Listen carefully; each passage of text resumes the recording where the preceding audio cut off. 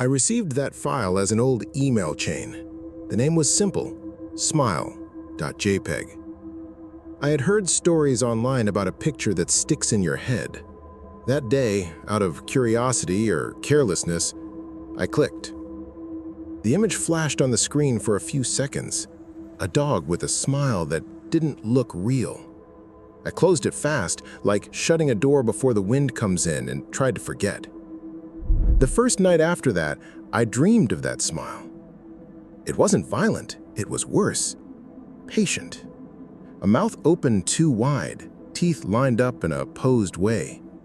I woke up to a low growl coming from the hallway, but when I got up, there was nothing. I remembered a line I'd read on a forum: "If you see it, don't share it." I laughed nervously and went back to bed. When I closed my eyes again, the smile was burned into the dark like a delayed flash. It felt like I had spots in my vision. My dog started acting strange on the third day. He stared at me like he was waiting for an answer, but I had no question. His tail stopped wagging, his mouth stayed slightly open, showing a bit of tooth even when he was quiet. I turned on the laptop webcam and left it recording, like the camera could prove I was overreacting. I wanted some proof in case it got worse. At night, he stood in front of the living room wall, motionless. The bark was a long, low thread, almost a deep whistle. His body seemed stiff, neck extended as if he heard a low call I couldn't reach.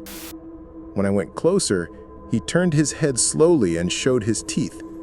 Not like a threat, but like he was posing for the lens. That image reminded me of the photo I had opened. The next day, I took a picture with my phone.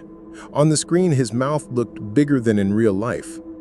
The smile had angles that didn't make sense. The corners stretched too far. I zoomed in and saw a strange shine in the back of his eye, like a monitor reflection. I closed the gallery with a light queasiness.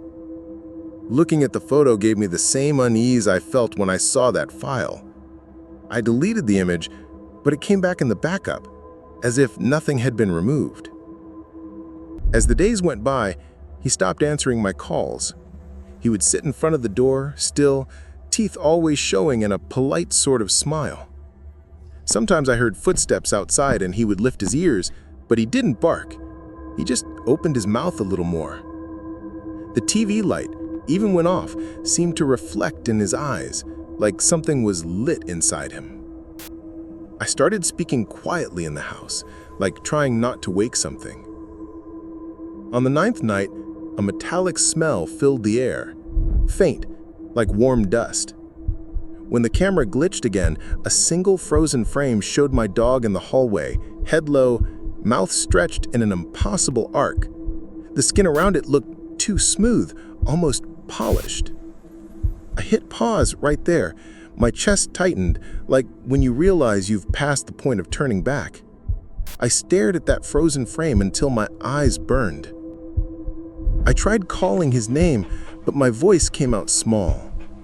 He walked to the camera with silent steps, bringing his snout close to the lens. The sound of breathing got louder, hot, and steady. For a second, the screen caught the lined teeth mirrored by the monitor's glare, and it brought back the same memory of the file. A practiced pose, a smile asking to be seen. The ceiling light flickered, like it had sighed. I thought about unplugging everything. My hand was on the cord, but I didn't pull. He stayed so close that the camera couldn't decide what to focus on, and the image turned into a pale blur with a glow in the middle. In that glow, for a moment, I swear I saw the composition of that photo. Shadow behind, perfect teeth, eyes like patches of light. It wasn't the full image, it was enough. I had the strange certainty that he wanted me to look more. After that, the audio went silent for a few seconds, like the house was holding its breath with me. The REC light went off and on once. I only heard the sound of him scraping the floor, slow, as if rehearsing steps. I can't say if he moved toward me. I thought about calling a neighbor, but I couldn't bring myself to touch the phone. The last thing recorded was a dry click, like a button being pressed. The screen went black. The TV made that short, old turn-off sound, and the house finally felt quiet.